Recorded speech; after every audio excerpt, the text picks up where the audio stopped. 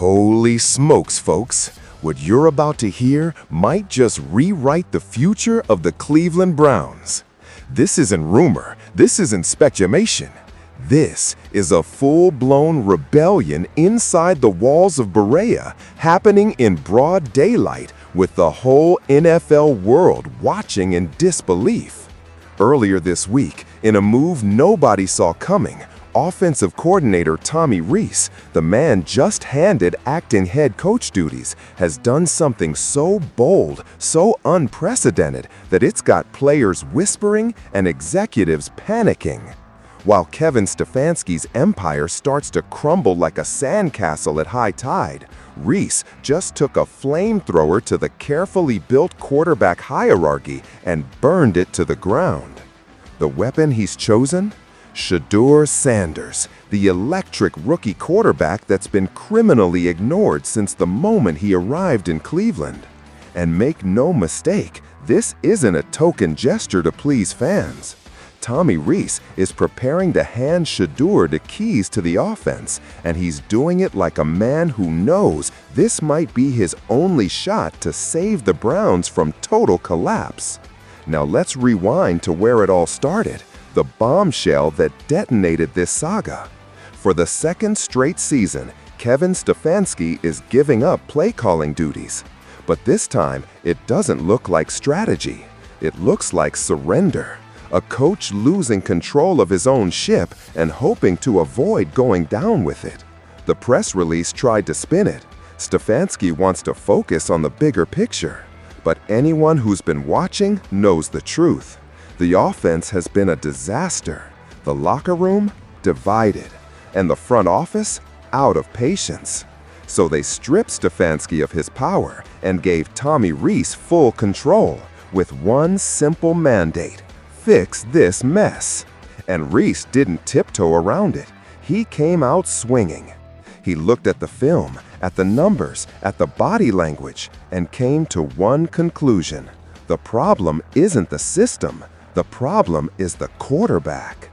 Dylan Gabriel's had his shot. He's had every chance to prove he belongs. And what's he done? Mediocre numbers, poor reads, panic under pressure. He's lost the locker room. You can see it in players' faces, hear it in the subtle shade they throw in interviews, feel it every time another drive stalls out. Tommy Rees saw it, and unlike Stefanski, who's still blindly loyal to Gabriel, Rees is willing to make the hard call. And here's where things get wild. Rees isn't just talking about change, he's living it. Behind the scenes, he's been working with Shedeur like a man possessed. Early mornings, late nights, private film sessions, first-team reps. Rees isn't treating Shedeur like a backup. He's treating him like the future. And the reports leaking out of Berea are electric. Players are saying the energy feels different. Practices are sharper. The offense looks alive again. Shedeur's throwing absolute lasers, timing routes, deep balls, quick reads, all of it. And the confidence? Off the charts. When the defense brings heat, he doesn't flinch. He slides, he resets, he delivers. Exactly what this offense has been missing all season long. Meanwhile, Kevin Stefanski is out here pretending Shedeur doesn't exist. In pressers, he barely says the kid's name. When asked about the QB situation, it's always the same. We believe in Dylan. Yeah? Well, nobody else does. Then came the breaking point. Stefanski claims Shedeur was banged up and not physically ready to play. A total lie according to everyone in the building. Rees had been giving him first-team snaps that same week. Even Shedeur himself said, "I feel great, I'm ready." That's not a coach being cautious. That's a coach protecting his ego. He'd rather throw his rookie under the bus than admit he made the wrong call. And inside NFL circles, that's unforgivable. Players remember who lies to protect themselves. The contrast couldn't be clearer. Rees believes in Shedeur, sees greatness. Stefanski pretends he's invisible. And then it happened. The moment everything went public. Myles Garrett, the team's leader and defensive heartbeat, finally snapped.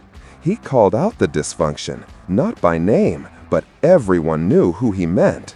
He said he's tired of the carousel, tired of watching the defense bleed for nothing while the offense wastes every chance. That's not just frustration, that's a 5-alarm fire. When your captain speaks out, it means the team's faith and leadership is gone. Former NFL players like Emmanuel Acho backed him up, saying when a guy like Garrett goes public, it means the situation's reached crisis level. And he's right. This isn't just a quarterback controversy anymore. It's a power struggle that will define the entire future of the Browns franchise. On one side, Tommy Rees, the young, fearless mind, willing to gamble everything to save the season. On the other, Kevin Stefanski, the stubborn veteran clinging to a plan everyone knows has failed. The fan base knows it, the locker room feels it, and the entire NFL is watching, waiting to see if the Browns finally have the guts to make the move that could change everything.